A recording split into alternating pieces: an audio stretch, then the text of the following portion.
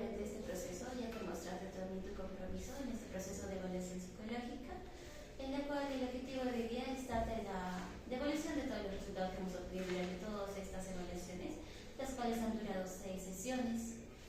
Y cualquier duda que tú tengas durante en esta explicación que te vamos a dar de tu informe, encontrándote ahora mismo, nos puedes preguntar con total confianza las dudas que tengas.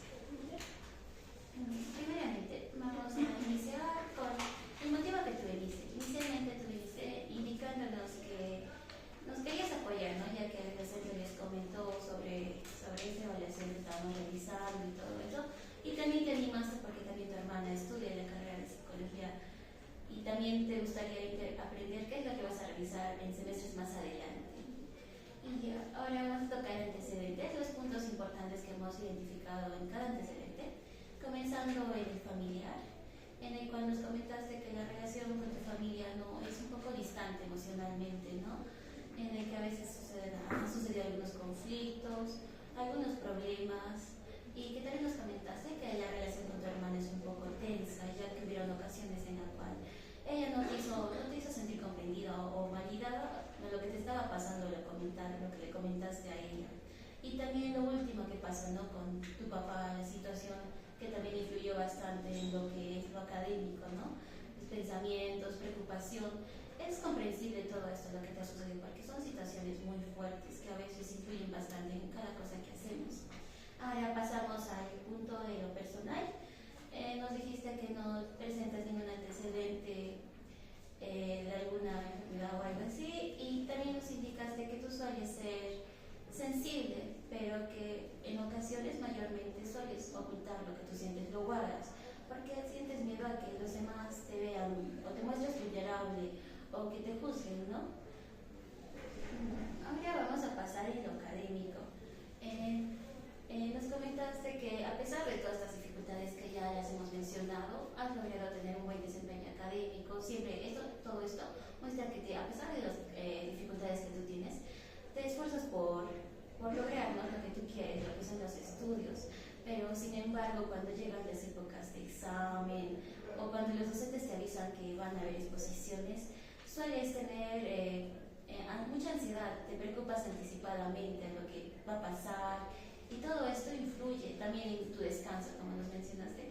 En esas épocas es donde tú descansas menos por lo que sucede. Y también una situación que también nos mencionaste, que tuviste un problema, ¿no?, al realizar tu examen y te sentiste con mucha tensión, imagino. Nos indicaste síntomas que tenías que están relacionados con la ansiedad, que te agitaste, que te empezaste a desesperar y todo eso. En lo social nos comentaste que tienes un grupo en el cual tú lo consideras muy importante, ya que cuando tú tienes algo, sientes algo, recurres a ellos para contarles, para que te escuchen, para sentirte acompañada. Eso es muy importante, ya que también es como un factor que te ayuda a tu bienestar de ti.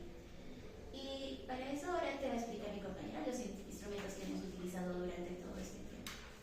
Sí, vamos a hablar un poco, vamos a recordar cómo han sido las sesiones y qué instrumentos se ha dado en cada sesión o se ha aplicado. Primero vamos a pasar al número 4, que viene a ser la entrevista psicológica.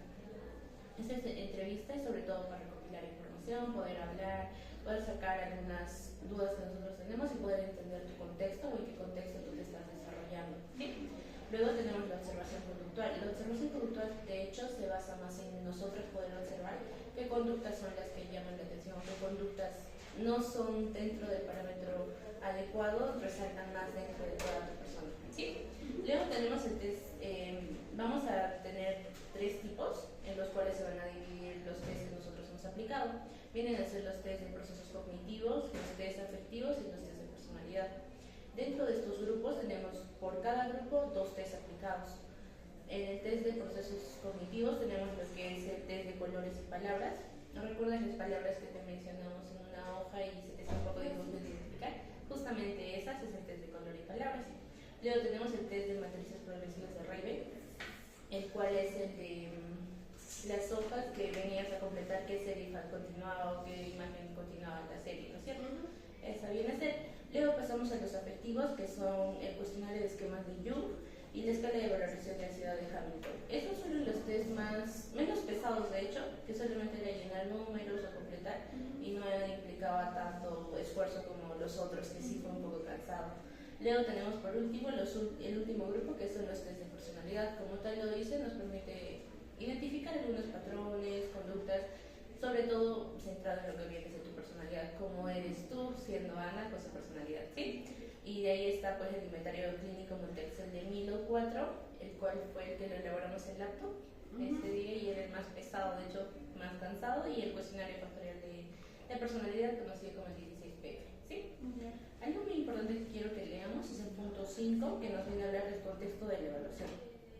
Esto del contexto de la evaluación nos habla de lo siguiente. Esta evaluación se realizó en ese contexto educativo a nivel pregrado. Hace referencia al grado que nosotros estamos cursando dentro de ese parámetro académico, con fines de evaluación, diagnóstico y entrega de informe psicológico. Como bien lo menciona, aquí nosotros nos encargamos de hacer una evaluación, un diagnóstico y la entrega de todos los resultados.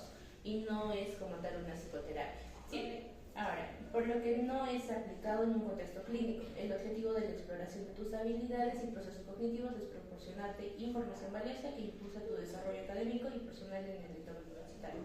Como acá lo dice, no tiene un peso clínico, es decir, no puedes ir con este informe quizás y decir, ya me diagnosticaron tal o tengo tal situación, atiéndame.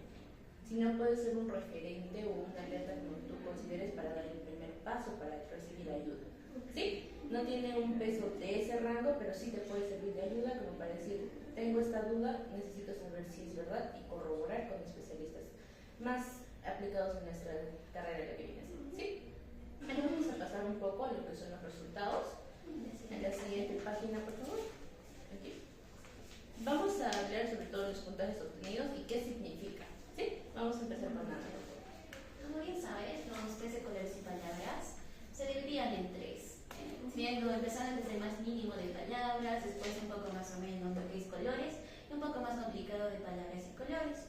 En palabras obtuviste una puntuación directa de 71, el cual es un rendimiento bajo, ya que de aquí es más rapidez, ¿no? A reconocer las palabras, qué significa cada palabra visualmente lo más rápido posible, lo cual te dificulta un poco. En colores hubo un rendimiento regular, en el cual es como que palabras y colores, solo tenías que mencionar sobre los colores, y en palabras y colores fue un poco más complejo, y en ahí también fue un rendimiento bajo porque era como ya te hemos indicado, había una interferencia dentro de tus pensamientos como distracciones, ¿no? Como empezamos en esa sesión hablando de lo que le había sucedido a tu papá, eso influyó directamente en esta prueba que estabas realizando, ya que el test de Stroop lo que mayormente evalúa son tres cosas: atención, concentración y control de acciones, control de impulsos. Y control de impulsos es la palabra psicológica, la parte en donde dificultas es un poco más. Es como tú te controlas ante estímulos o situaciones. Por ejemplo, cuando tú estás molesta, a veces sin querer, ¿no es cierto? A veces reaccionas, o pensamientos o palabras salen de manera automática. A eso se refiere, siendo una parte que también sería bueno fortalecer. Y como ya te indiqué, lo que es la interferencia es lo que influye. Es, por ejemplo, que aquí están tus pensamientos, o aquí estás haciendo la actividad, es como que viene algo y influye. Y esas son las preocupaciones que sentías por lo que le estaba pasando a tu papá. Ahora pasamos al siguiente test, que es el test de matrices progresivas de Reilly, en el cual te recuerdas que tenías que reconocer patrones de imágenes, cuál era lo que seguía a esto, la secuencia o qué es lo que pertenecía en esa imagen. En esto se dividía en 5 en A, B, C, y viendo que poco a poco dificultaban. A era menos, después un poco más complicado, más complejo. Lo que evalúa el test de matrices progresivas de Reilly es cómo tú te enfrentas a situaciones difíciles, cómo logras solucionar problemas que se presentan. Por ejemplo, el problema que pasó durante el examen que presentaste, el equipo se malogró. ¿Cómo tú enfrentaste ese problema? ¿Cómo buscaste una solución? Llamar al profesor, indicarlo, que fue un poco muy complicado lo que nos contaste. De eso se trata. Y el resultado lo que nos muestra es que estás en un una capacidad adecuada de poder resolver problemas, de razonar, de cómo identificar cuál es el problema, cómo lo puedo solucionar y todo eso relacionado. Ahora mi compañera te va a seguir explicando el siguiente test, que son de procesos afectivos en la siguiente página. Pues vamos a pasar al siguiente grupo, como lo mencionó, que son los procesos afectivos. Dentro de ellos se aplicó lo que es el test de ISQ, que es conocido como el cuestionario de esquemas de Jung. Estos, algo que mide son los esquemas. Entonces nos preguntamos qué es un esquema.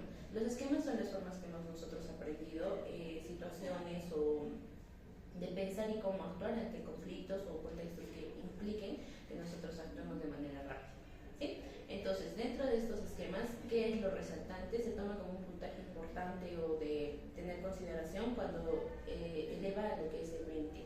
O sea, un puntaje obtenido mayor a 20 ya es un punto a considerar y analizar por qué se está dando, ¿sí? Vamos a hablar netamente de esos puntajes altos y, por ejemplo, tenemos abandono y inestabilidad, que viene a ser en esta parte, que obtuviste un puntaje de 26. Esto no significa que vayas a ser abandonada o que tengas ese pensamiento, sino es el hecho de que tú sientes que las personas pueden alejarse de ti, pueden romper este vínculo y pueden dejarte como que sola, y ese es el miedo de si es que no logro complacerlos, me voy a quedar sin un entorno o sin personas con quien rodearme. Eso es a lo que viene a significar este esquema. Luego tenemos la búsqueda de aprobación. Esto sobre todo tiene mucha relevancia con lo que viene a ser el abandono. ¿Por qué? Porque al querer tener estos vínculos cercanos, ¿qué es lo que ocasiona? Es el hecho de todo lo que ellos me digan, así yo no esté de acuerdo, por lograr esa aprobación voy a decir que sí, está bien. Y muchas veces entramos en la sumisión, donde ni siquiera tenemos una voz propia para poder dar a conocer nuestro sentir y como tal, cómo expresarnos bien, ¿sí? Luego pasamos a lo que viene a ser la inhibición emocional.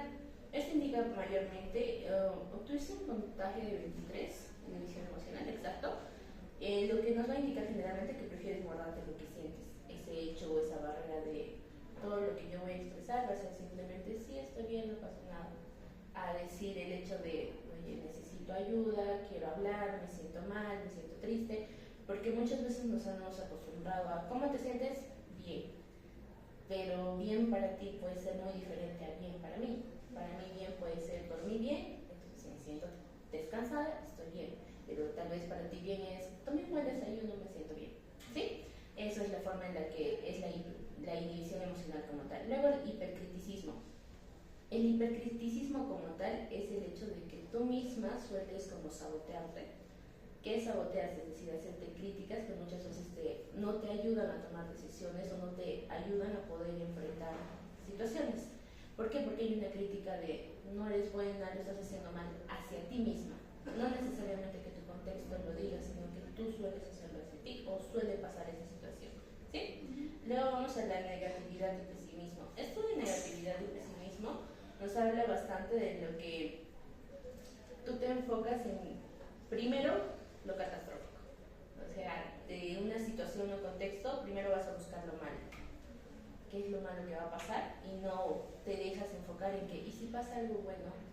Por ejemplo, durante un día, digamos, llegas tarde a clases y por más que durante todo el día te hayan pasado cosas buenas, has hecho bien tus trabajos, de pronto te da una buena retroalimentación, solo te centras en que llega tarde, y solo te centras en eso, en lo negativo, olvidándote de todo lo positivo que estás teniendo. A eso se refiere esa parte. Okay. Luego pasamos a lo que es insuficiente autocontrol. Con esto hace más a la capacidad de no puedes manejar las situaciones de tensión y frustración, que no es consciente muchas veces. Muchas veces esto de no poder controlar esas situaciones se da de manera inconsciente. Es como que no hay ese botoncito que te diga, Ana, estamos aquí, tratemos de controlarnos, sino tu cuerpo reacciona. Fisiológicamente reacciona a lo que se presenta sin tener un control adecuado para ello, ¿sí? Luego pasamos por último a la dimensión de control, hipervigilancia e inhibición, que suma total un puntaje de 21. Básicamente esto nos quiere decir que estás muy pendiente de lo que puede pasar, y más adelante incluso ese puntaje se va a reflejar con lo que viene a ser un patrón de tu personalidad, que suena muy loco, pero te lo voy a explicar más adelante, ¿sí? Luego pasamos al siguiente test, que también está dentro de los afectivos, que viene a ser la escala de valoración de la ansiedad de Hamilton. Este test sobre todo va a reconocer las dos manifestaciones de la ansiedad, que viene a ser la psíquica y la fisiológica. En total, la física y la somática. La psíquica como tal nos habla de la psique, de la mente, cómo es que la ansiedad se da aquí, en la cabeza. ¿Sí? Eso nos va a hablarnos de cómo se da, pensamientos, de repente pensamientos intrusivos, rumiativos. ¿Qué hacemos con pensamientos rumiativos? ¿O a qué hacemos referencia? A esos pensamientos que están constantemente y no los puedes sacar, están que te invaden y invaden. ¿Sí? Y la ansiedad somática es la fisiología como tal, cómo tu cuerpo reacciona, temblores, sudoración, agitación, factores de cómo puede reaccionar. Y en lo que tú más has salido con un puntaje alto es en la ansiedad psíquica. Es decir, que esto nos expresa o manifiesta que hay una alta presencia de lo que vienen a ser pensamientos intrusivos y rumiativos. Como tal, lo destaca aquí en el test, entonces nos puede ayudar a entender también el hecho de estar alerta, constantemente de estar preguntando qué pasa con esa persona, realmente me habrá encontrado como él quiere, esa amistad continuará, o pensar en el hecho de la familia, ¿no? Como comentabas en un momento, pensar el fin de mes se acerca, la economía y todo ello. Eso es un pensamiento rumiativo o pensamientos intrusivos. ¿Sí? Luego pasamos al otro grupo, que viene a ser los de personalidad. Vamos a hablar un poco de lo que viene a ser desde Milo, el inventario clínico de multiaxial de Milo, el cual nos va a hablar de patrones de personalidad. Entonces, ¿qué son estos patrones o qué nos ayuda a destacar este test? Sobre todo es las formas en las que nosotros podemos pensar, sentir y actuar. ¿Sí? Y esto es único en cada persona, no por el hecho que digamos alguien ha salido igual que tú, entonces es tal igual que tú. No, es de acuerdo a tu contexto, cómo tú te has desarrollado, has crecido y cómo lo has adquirido. ¿Sí? Primero vamos a ir con el patrón dependiente. En este punto has obtenido un puntaje de 89 que está considerado dentro de una puntuación alta. Básicamente, cuando decimos patrón o hablamos de la dependencia, hacemos mucha relevancia al hecho de si soy dependiente, entonces solo tengo que depender de esa persona, o como un niño, depende de su mamá que le alivie. No. Patrón dependiente hace relevancia al hecho de que tú estás constantemente pensando en los vínculos que formas. Si estos vínculos son seguros, si estos vínculos son para ti, son adecuados entre tu parámetro. Y es lo que genera tu constante alerta a todo el momento. ¿Sí? Luego pasamos a lo que es el patrón histriónico. El patrón histriónico es más al hecho de si tú te sientes valorada. Estás en ese sentido de pensando, ¿realmente me quieren? ¿Realmente me dan afecto? ¿O realmente estoy siendo querida? Ese es el patrón de buscar esa aprobación, el hecho de quiero sentirme querida, apreciada. ¿Sí? Luego tenemos lo que es el rasgo paranoide. Justo te hablaba de que hay un patrón que nos habla o nos va a causar un poco de intriga, que viene a ser el rasgo. Dentro de las patologías severas de la personalidad tenemos este rasgo que viene a ser el paranoia. Cuando nosotros hablamos de la paranoia, hace mucho a lo que es alucinaciones, estoy loca, hablando vulgarmente, ¿no? Pero no. Esta paranoia, ¿por qué ha botado un puntaje alto en tus resultados? Es por la alerta que tú tienes. Es por el estar pendiente a estos pensamientos, situaciones, o incluso anticipa situaciones. Como lo dije anteriormente, anticipas de manera negativa. Entonces, eso te hace estar alerta. No es tan malo como suena su nombre, ¿sí? Luego nos vamos a lo que viene a ser el otro, que es el... Sí, autoimagen inepta. En esto de autoimagen inepta es el hecho de, va con la mano con el hipercriticismo, que eres dura contigo mismo. O sea, voy a poner un ejemplo, el hecho de que quizás ahora yo no te exija mucho en la universidad, pero tú sí. Tú eres la que dice, necesito, porque no lo he hecho bien. Entonces esos pensamientos hacen que tú misma seas dura contigo, no te permitas sacarte un cero, que no está bien para otros, pero a veces suele pasar, ¿sí? Luego tenemos lo que es el buscador de atención. Este buscador de atención no es como que entonces soy una persona que tiene que hacer algo para que me llegue la atención, no. Es el hecho de que al momento de pensar en los vínculos, si este vínculo va a ser formado bien, al estar alerta, ocasiona esta conducta de necesito que me den un poco de atención, porque esto de lo que viene a ser el histrionismo como tal, que necesitas sentirte valorada, va de la mano con esto, ¿sí? Luego pasamos a lo que viene a ser el perfeccionismo. A diferencia de... no es perfeccionismo. Estamos en... quería especificar esto.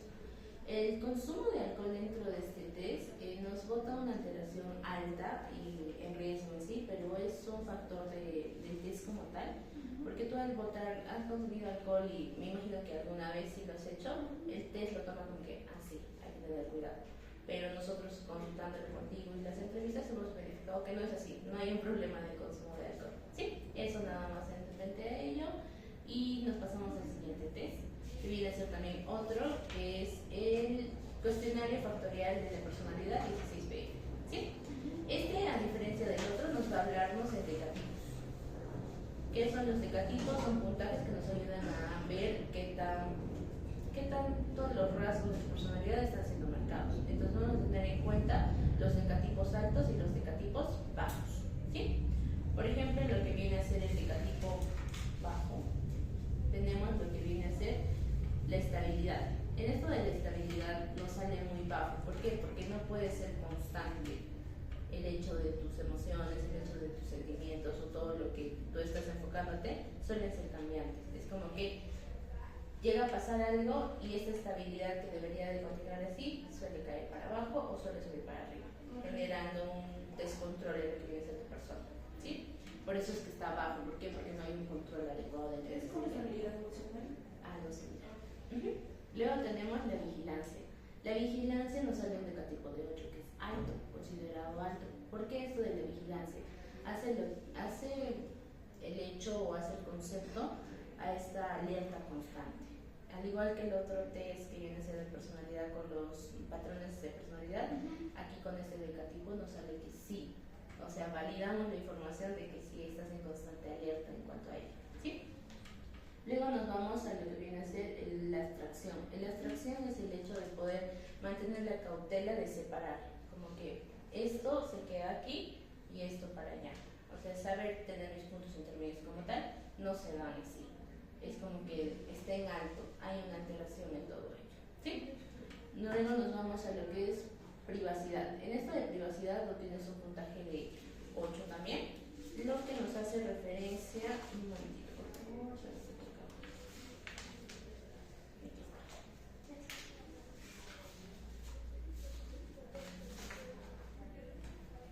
Estamos con un decatipo de 8 de privacidad, ¿verdad? ¿Dónde está?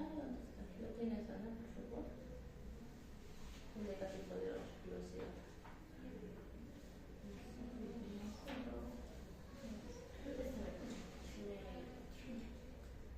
Ya, privacidad es el hecho de tener el bastante hecho de tener cuidado con lo que vas a hacer o con lo que vas a decir. Lo que no te ayuda a expresarte sin tener un límite o sin tener un filtro como tal. Es decir, tú ves mucho el filtro como que si lo digo, ¿qué va a pensar? Si no lo digo, ¿qué va a pensar? Sí, es lo que hace relevancia hecho. Aprehensión es básicamente igual al hecho de estar en constante alerta, en constante miramiento de, igual, si lo digo, ¿qué hace? O si actúo así, seguirá a mi lado, seguirá teniendo esa confianza en mí, es esa constante alerta, ¿sí? Luego tenemos lo que es autosuficiencia, es más el hecho de poder considerar que tú puedes sola. No sé si mencionaste el hecho de no, ¿recuerdas el hecho de haber mencionado que tu familia no era necesario que sepa que estás mal, que tú podías con ello? Pero llegó la primera sesión que tuvimos en donde dijiste, realmente no es que yo pueda sola, sino que no puedo decir y necesito hablar. Entonces sale, todavía está marcado porque aún está en tu mente ese pensamiento, ¿no? De que yo puedo sola, no necesito decírselo así, ¿sí? Luego vamos a lo que es perfeccionismo. Al igual que el otro test, también nos salió un decatipo bajo. ¿Por qué? Porque está viendo la desorganización de saber si hacerlo o no hacerlo por esta barrera de límites. ¿Sí? Y luego la atención. La atención va muy mucho con lo que viene a ser la ansiedad, que nos ha salido en el esquema generalizado del otro patrón, que está bien marcado, porque estás en esa constante desesperación de pensar si actuar o no actuar, si hacer o no hacer. ¿Sí? Es con respecto a lo que es la personalidad. Y ahora nos vamos a ir a lo que viene a ser el diagnóstico como tal.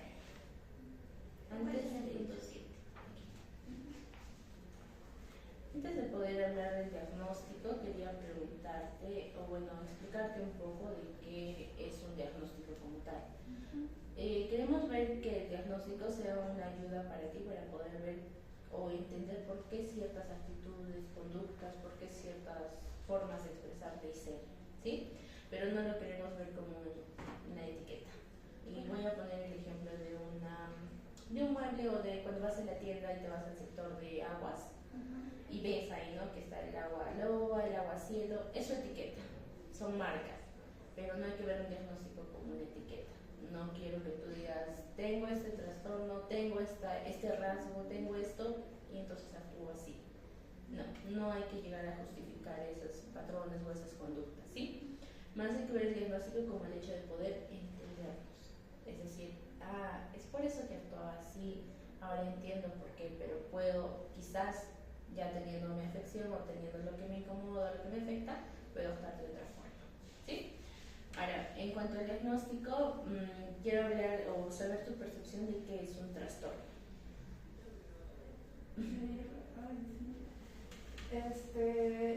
Para mí el trastorno es una desorganización que nosotros tenemos.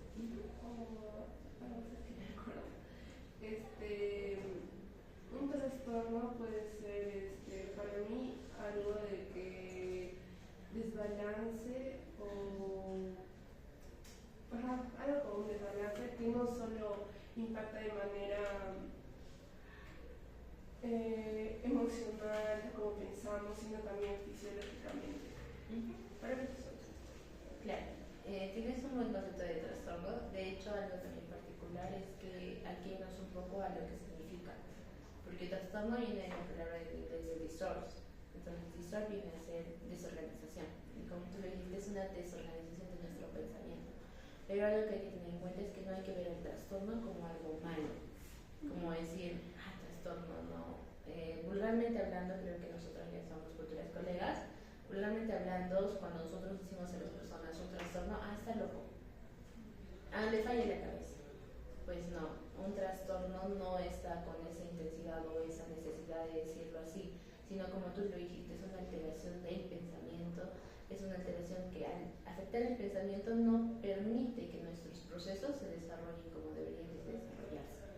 Pero lo bueno es que cuando hay estos trastornos nos ayudan a entendernos, y créeme, con una buena psicoterapia, con una buena ayuda, nos dan las herramientas necesarias y podemos continuar con nuestra vida como deberíamos.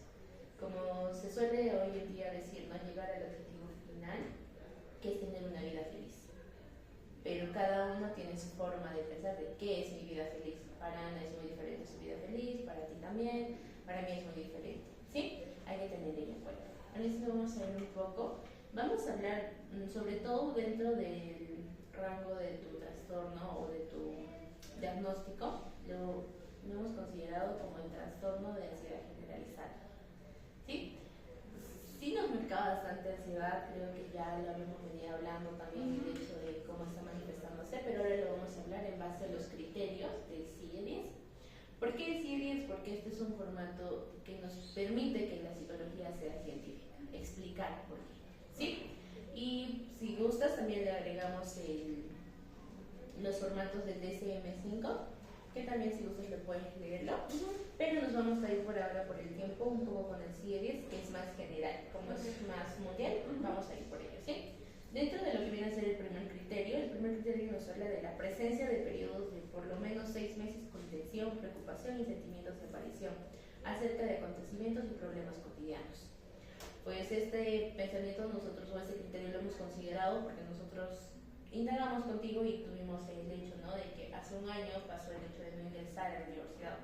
Entonces desde ahí está viniendo este hipercriticismo hacia ti misma, esa constante alerta de cómo están pensando tus papás sobre ti, esa inhibición de prefiero no hablarlo. Entonces todos esos rasgos están viniendo ya prolongadamente, no puedo decir un año exacto, pero lleva como que un tiempo mayor a 6 meses.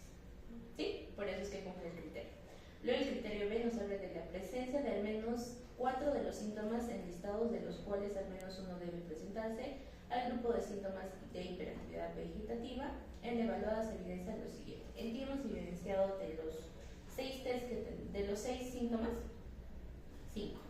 Uno de ellos viene a ser la dificultad para concentrarse o la sensación de tener la mente en blanco o ocupada, como que estoy mirando, me estás hablando, pero no te entiendo. Trato, pero hay algo que está más redundando en mi cabeza que poder entender. ¿Sí? Luego viene la tensión muscular o incapacidad para relajarse, evidenciando la presencia de inquietud. ¿Recuerdas el hecho de nosotros nos dimos cuenta en la entrevista, la primera vez que cuando hablabas de este tema era esa inquietud en las manos? Estar moviéndolas o incluso estar apoyándole en la cara, que cuando hicimos una contabilización pues se vio así, dentro de los 45 o 60 minutos de la entrevista, por ejemplo el movimiento de las manos por cada 12 minutos era entre 8 a 7 veces que movían la mano. Entonces es un rasgo conductual que sí está bien marcado, ¿sí? Luego tenemos la alteración del sueño, especialmente dificultades para dormir. Y nos comentabas tú que, por ejemplo, cuando este examen y también suceso de tu papá también, hubo estas alteraciones, como que ya no duermo, digamos, las 8 horas, sino ahora duermo 5 o 6 horas. ¿Por qué? Porque quiero descansar, me siento cansada, pero estos pensamientos no me dejan hacer. ¿Sí? Luego nos vamos a lo que es el temblor y su duración manifestado durante situaciones de estrés, y nos comentaste que sí, había un leve temblor, que ya se está manifestando fisiológicamente. ¿Sí? Luego tenemos las palpitaciones y respiración agitada. Este hecho de cuando se dan las discusiones o el hecho de alteraciones entre tu familia es como que es una respiración más rápida, tipo taquicardia, como se le conoce, que no es normal dentro de la respiración cotidiana que tenemos. ¿Sí? Luego vamos a irnos al criterio C. Como puedes ver, el criterio B cumplimos 5 de los 6 síntomas que se pide, y también nos vamos al criterio C, como lo mencioné. El trastorno no cumple los criterios del trastorno de pánico, o sea, hemos descartado que sea un trastorno de pánico porque el trastorno de pánico solo se da ante situaciones específicas. Por ejemplo, tengo pánico de exponer, entonces no lo voy a hacer. No me gustan los ascensores, pánico estar encerrado. Esos lo descartamos. Trastorno fóbico no es una fobia como tal, no es fobia a tu familia, no es fobia a tus amigos, fobia a las personas, no como tal. ¿Sí? También un trastorno obsesivo compulsivo, no tienes patrones de, por ejemplo, no tiene que estar en orden, o patrones de compulsión con la limpieza, con la comida, no existe ese conductas en ti. Y el trastorno hipocondriático, que es más del hecho genético. ¿Sí? Luego nos vamos al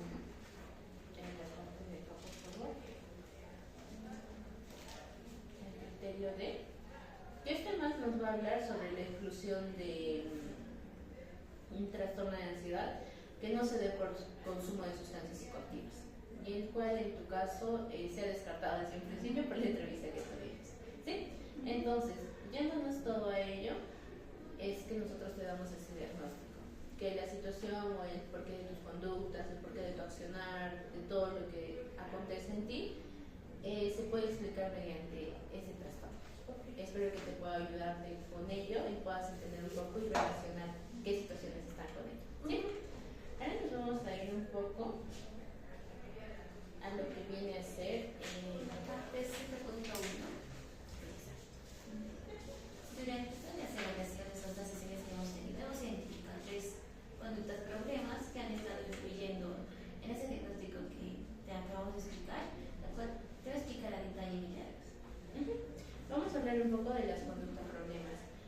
Las conductas problemas básicamente son las conductas que hacen que la ansiedad se genere. ¿Sí? Hemos identificado 3 conductas como lo mencionan, y te voy a estar explicándote por qué se da, qué te genera y por qué se mantiene y cuándo se da el origen. ¿Está bien? Vamos a ir con la primera conducta, que es la conducta de la preocupación excesiva. Estar pensando constantemente qué va a pasar. ¿Sí? Esos son los pensamientos recurrentes o pensamientos rumiativos como tal. Y en ti se da bastante al pensar en el hecho académico y familiar. ¿Recuerdas que me lo mencionaste? En ese aspecto. ¿Lo identificamos? más o menos cómo se da en qué momento. Los pensamientos. Ajá, el momento, el contexto. Cuando está tratando cuando está próximo a los parciales. Eso es lo más importante. Exacto, esos son los contextos en que más se destaca.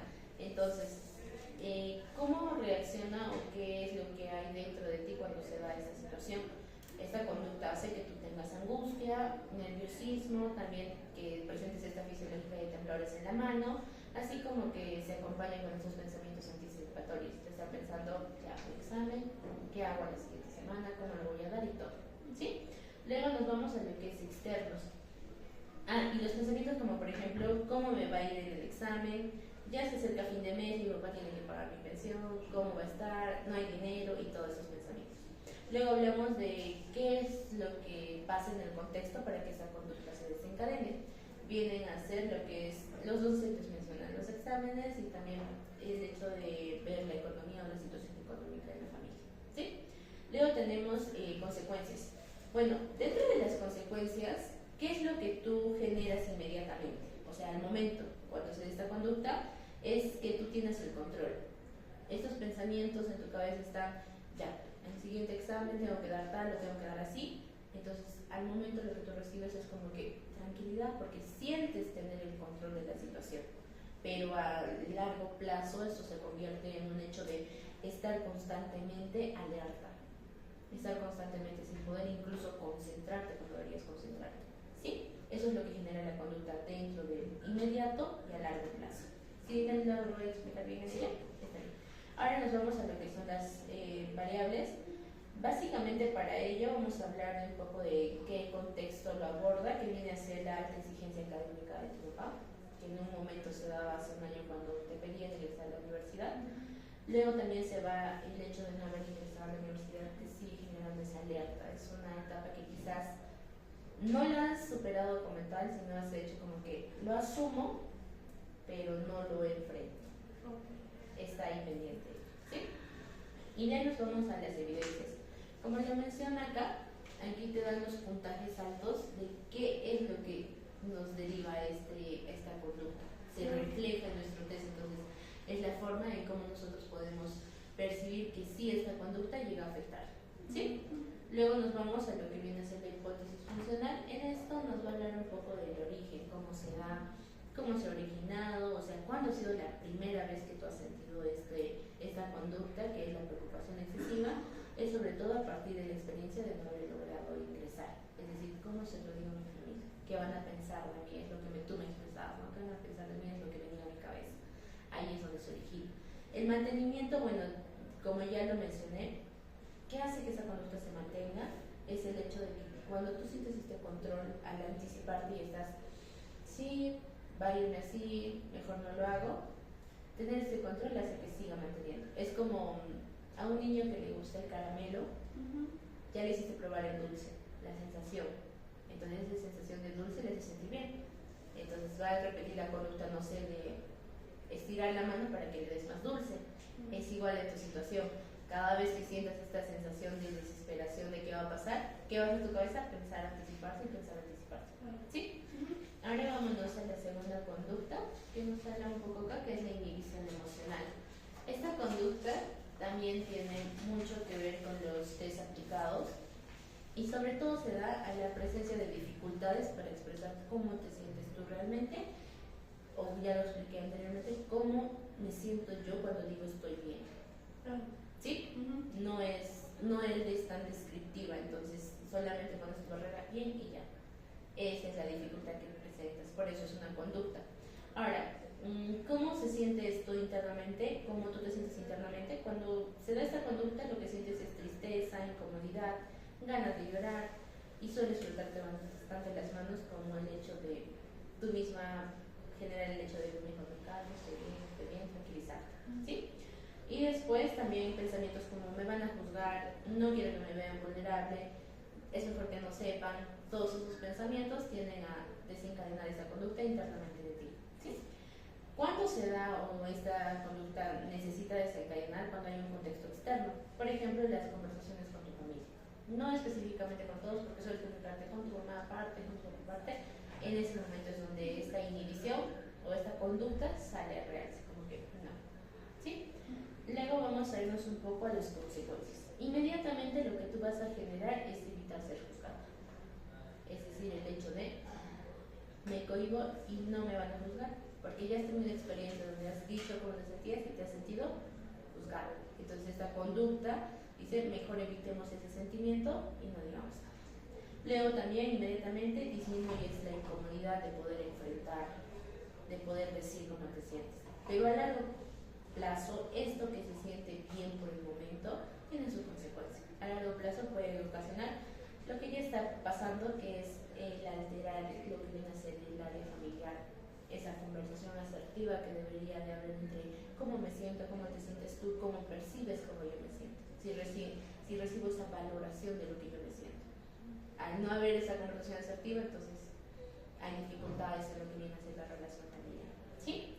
Ahora nos vamos a ir un poco también a lo que es en los resultados que nos permiten verificar esto, ¿no? Como la inhibición emocional sale bien marcada en el ISQ, también la búsqueda de aprobación, es decir, que siempre vas a buscar la aprobación de ellos, entonces es mejor no traer problemas, mejor no decir cómo me siento y todo está bien.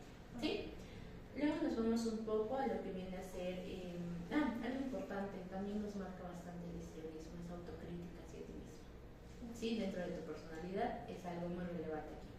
También tenemos la hipótesis funcional. El origen, la primera vez que se ha dado, no lo había mencionado durante toda esta sesión, pero era el hecho de que nos comentaste, nos confiaste el poder hablar de la situación de tu niñez, que pasó con el problema de tu mamá. Entonces, en ese entonces tú me mencionaste que tú no te sentías escuchada, era como que hacían de lado lo que tú sentías, pensabas que solamente te personaban con denuncia, con denuncia. Es lo que ha ocasionado como que mejor no digo cómo me siento porque no traigo problemas. ¿Sí? Y el mantenimiento, porque sigues generando esa disminución de la experiencia, de enfrentar la experiencia incómoda, entonces prefiero no decirlo. Eso es lo que hace que se mantenga. ¿Sí? Ahora nos vamos a irnos a la última conducta, que viene a ser evitar enfrentar conflictos. Esto se hace al hecho de no hay ese círculo o esa confianza de poder decir, hablemos de lo que ha pasado hace buen tiempo. Te estás manteniendo en la postura de no, prefiero no decirlo, estamos bien así. ¿Sí? Y esto puede ser un problema porque se puede generar algo, se puede extender a algo más implicable, que puede ser el área social, a más en futuro el área personal dentro del área amorosa también, con tu futura pareja, si tú vas a tener el hecho de, no, por no generar problemas, por no enfrentar, mejor no lo hablemos. Y hacemos como si nada pasó. ¿Sí? Es una conducta que está muy marcada. ¿Qué es lo que genera dentro de ti cuando se da esta conducta? Es también el hecho de la ansiedad, de estar, lo digo, no lo digo, me incomoda, no me incomoda. ¿Sí? También la tensión emocional, que se acompaña sobre todo con pensamientos como decir, es mejor no meterme, prefiero evitar problemas, si discuto me voy a sentir peor. ¿Recuerdas la discusión con tu hermana en el hospital? Sí. Ya, justamente ahí fue como que no enfrentaron el problema, tanto ni ella ni tú, fue como que queremos decirnos de todo, pero sabes que mejor me voy, porque no quiero discutir. ¿Sí? Ese hecho. ¿Qué recibes inmediatamente cuando esa conducta se da? Pues básicamente es generar una sensación de tranquilidad y control, de estabilidad, como que si no peleo, todo está bien. Por eso no enfrentas como tal. Y también revivir emociones desagradables, porque en el momento que se da este enfrentamiento puede que se te venga a la cabeza el pasado. Entonces, cuando el pasado se viene al presente, cuando lo verbalizo. Entonces, te quisiera preguntar aquí, ¿qué pasaría si en una de las conversaciones tú dices, ustedes no saben el daño que me ha hecho de niña? ¿Te sentirías lista para decirlo? ¿Te sentirías bien? Va a ello, que no estamos con las herramientas necesarias para poder soltar y enfrentar los problemas que ya pasaron, pero que aún en ti están repercutiendo. ¿Sí? Esas inmediatas también, como te dije, a largo plazo puede generar problemas desadaptativos en tus relaciones, no solamente relaciones amorosas, relaciones amicales, y ya en esta cosa de las relaciones familiares. ¿Sí? Ahora, y se nota bastante, o nos podemos evidenciar en lo que viene a ser el contexto El contexto básicamente es el incidente con tu mamá de niña y las evidencias, pues en ISQ nos sale un número marcado en lo que viene a ser el abandono de inestabilidad, la inhibición emocional, este hecho de no decir, también va relacionado tu conducta con otra conducta. Es como decir, tengo un elemento más otro elemento, va a seguir generando. Entonces, todas estas conductas están relacionadas con el diagnóstico que tenemos ahora. Es como nosotros podemos explicar, decir, ¿por qué me has dicho trastorno de ansiedad generalizada? Porque estas conductas hacen que tu trastorno se desencadene. ¿Sí? Hasta el momento alguna duda, Ana. ¿Todo bien? Sí, está bien. Ya. Vamos a irnos un poco a lo que es la conclusión.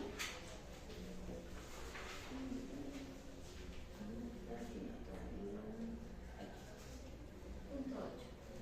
Pues, si deseas ser un poco más específica, tenemos las áreas, la conclusión por áreas.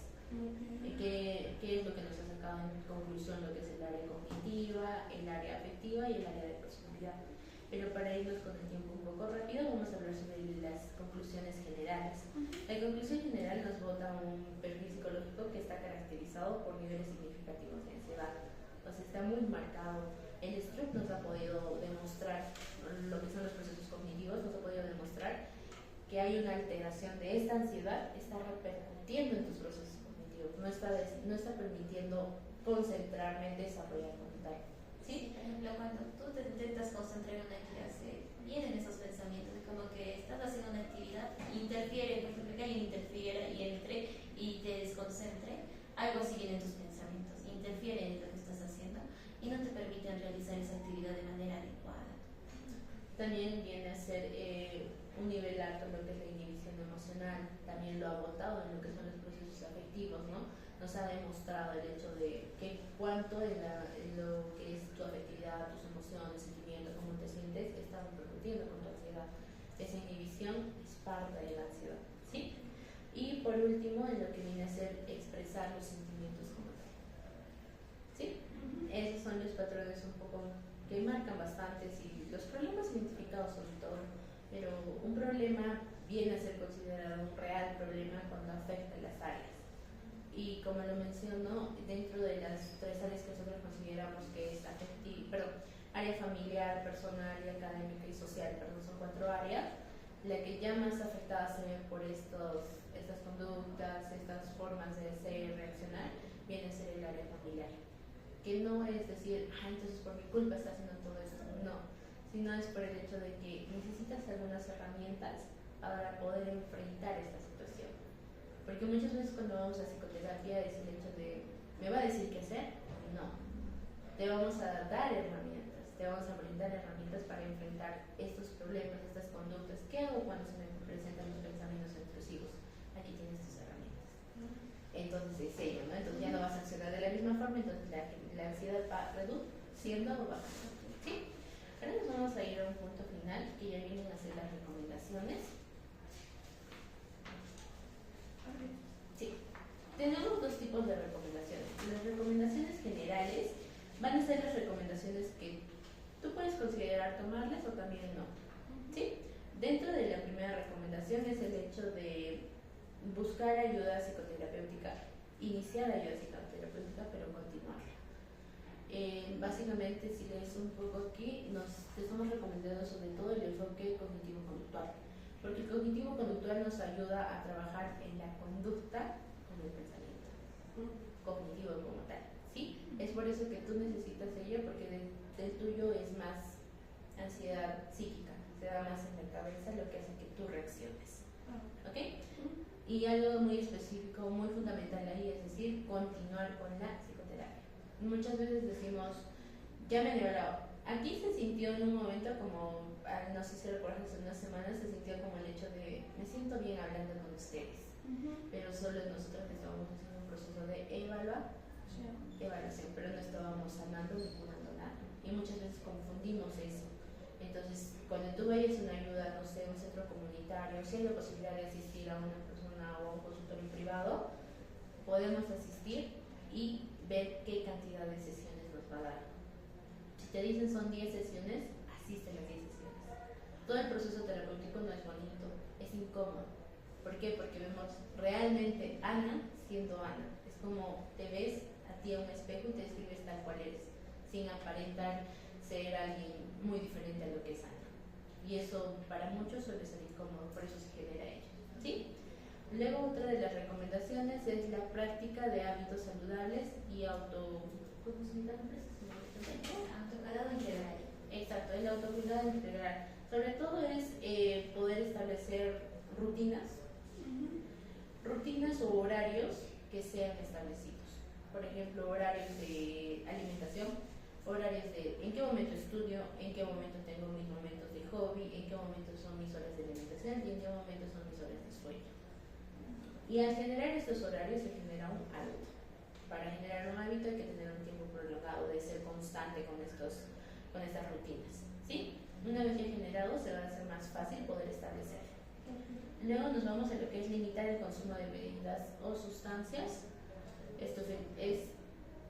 estimulantes. Me voy más al hecho de no pensemos alcohol, no, me voy al hecho de tomar energizantes, cafeínas, que cuando uno ya tiene ansiedad, esto tiende a alterar más. Entonces tiende a generar más actividad, como que si estoy pensando y tomo café, más aún voy a pensar, más aún voy a generar esta ansiedad. ¿Sí? Y por último, promover el hábito de rutinas estructuradas es igual que el hecho de organizar horarios. Muy bien, si es que nos han enseñado en el colegio el hecho de los horarios, en el colegio te imponían horarios. Ahora estás en una edad donde tú puedes organizar tus horarios, tú puedes establecerlos y armarlos. ¿Sí? Ahora nos vamos a las recomendaciones específicas. Esto sí espero con mucha consideración que lo puedas hacer, porque esto va más al hecho de tus conductas problemas. Con respecto a la estructuración o a la preocupación excesiva con los pensamientos anticipatorios, se te recomienda que cuando aparezcan estas preocupaciones, pregúntate lo siguiente: ¿qué evidencias tengo de que esto sucederá? O sea, esta pregunta hace que de lo que tú estás yendo en tu mente, tipo, ¿y si pasa y si no? Esta pregunta te hace venir, pero ¿por qué me preocupo por lo que va a pasar si ahora estoy aquí? Te hace un poco entrar en conciencia. Después, existe otra explicación más realista. O sea, trabaja con lo que estás aquí. No trabajas con lo que probablemente vaya a pasar sin tener evidencia alguna. ¿Sí? Con el aura. Exacto. Ahora, establecer un tiempo para preocuparse. De 15 a 20 minutos al día, evitando dedicar el resto del día a pensamientos anticipatorios. Dentro de las rutinas que te decía, sería bueno, como por ejemplo, ya, me quiero preocupar de 4 a 5, ¿ya? Media horita. En el momento te tiendes a preocupar, pero lo que te va a ayudar es escribirlo, esquematizar, porque dentro de nuestra cabeza se ve muy alterado, se ve confuso. De hecho, ni se ve. Como la dice, un desorden. De hecho, ni lo ves, solamente lo estás pensando y no lo ves como tal. Entonces sería bueno esquematizarlo, traerlo acá. ¿Sí? ¿Recuerdas la vez que nos dijiste que traías preguntas así escritas? ¿Se te hacía más fácil? Ponlo, pero como un horario, como un hábito de un diario de poder hacerlo, ¿sí? Ahora, por último, respirar la respiración diafragmática durante 5 minutos cuando percibas tensión o nerviosismo. El hecho de esta diafragmática, hay una estrategia de hacer un cuadrado, que por ejemplo es el 4 del cuadrado. Cuando subes hacia arriba por la izquierda, inhalas hasta 4. Retienes la respiración y cuando vas hacia la derecha, igual inhalas más 4. Y cuando bajas hacia abajo por lo que viene a ser la derecha, vas a exhalar el 4. Y hasta acá, preguntas y dices, hoy no tengo ganas contigo. ¿Sí? Es una forma graciosa, pero es tu cuadrado del 4 para la ansiedad. Pero es hacerlo. ¿Por qué? Al momento en que estás en esta ansiedad, el momento de trabajar la motricidad con lo que viene de tu pensamiento y la respiración, hace que también te traiga aquí. Es como que una sacudida, pero hecha por ti mismo. ¿Sí? Okay. Y en cuanto a la conducta de inhibición emocional, expresar una emoción diaria. Empecemos por lo menos incómodo. Empecemos por el hecho de, si digo estoy bien, añadirle algo más. Estoy bien porque hoy sí dormí bien. Estoy bien porque hoy no fui bien en clases. Me siento triste porque hoy está nublado. Añadirle algo más. No solo encerrarnos en bien, mal, bien. ¿Sí? ¿Esa parte se me entiende? Sí. Ahora, llevar un diario emocional o autorregistro donde registres. ¿Te recuerdas la vez que te mandé el cuadro de qué sentiste, qué pensaste, cómo actuaste, qué hacía tu cuerpo? Ah, sí. Ese es conocido como el autorregistro. Cuando yo te lo mandé, me imagino que fue un poco difícil porque no tenías el contexto al momento, sino era pensar, ¿qué estaba pensando? Y se te viene ahí, ¿no? Pero ahora lo vas a aplicar cuando se dé. Se está dando este momento incómodo, identifica tus emociones, identifica tus síntomas, identifica qué está pasando por ti. ¿Sí? Se va a hacer más fácil. Y una vez que lo tengas identificado, vas a poder relacionarlo, decir, me siento así porque está pasado y reacciono así.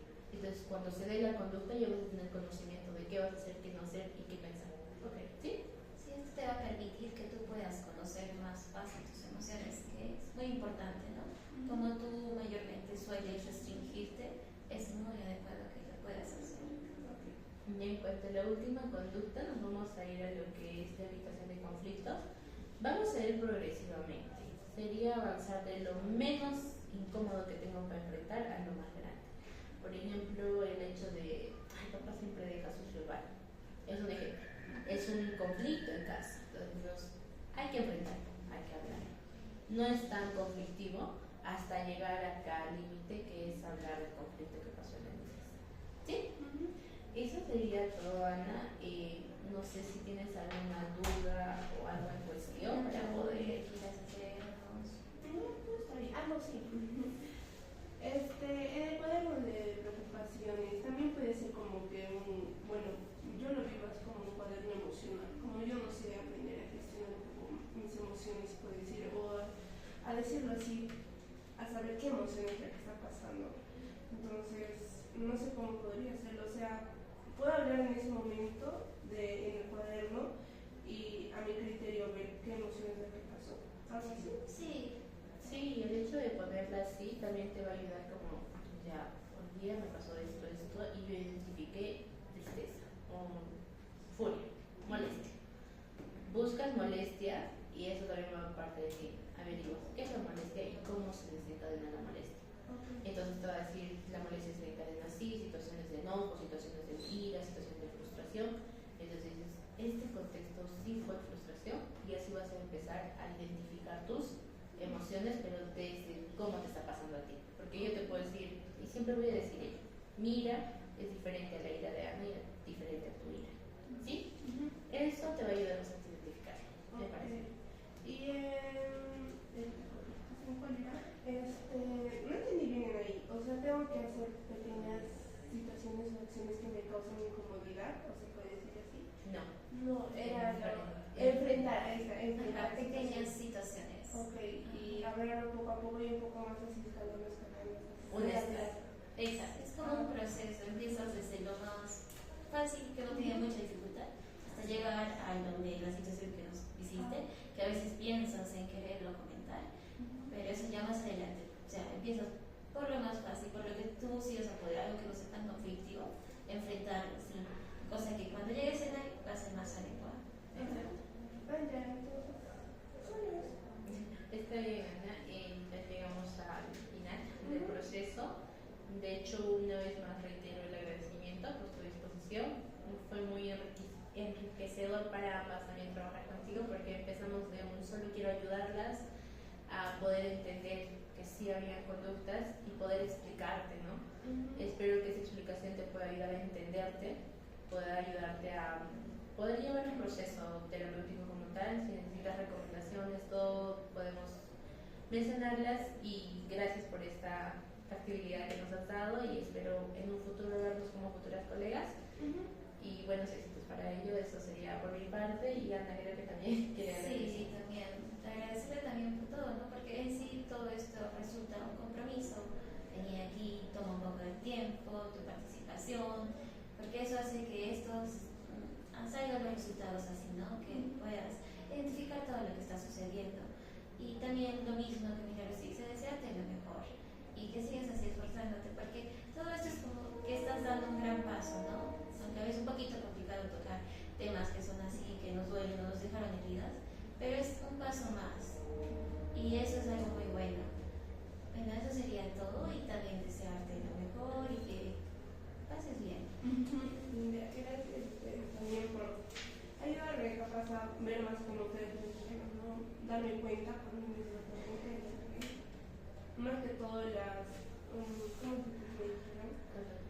las conductas que me llevan a esto y darme cuenta que de mí sí era muy hipócrita, que capaz sí tenía en algún momento, pero ahora lo reitero más que todo científicamente, como ustedes lo dijeron, con la DM5. Y bueno, si necesito ayuda realmente debería tomarla. Sí, porque muchas veces nos dicen dentro de la carrera, si nosotros no estamos bien mentalmente, no vamos a poder ayudar a los que necesitan de nuestra ayuda. Sí. ¿Sí? Y el gran paso es iniciar por nosotras para poder ayudar a los demás. Sí, sí. Y a tus gracias. A ti también.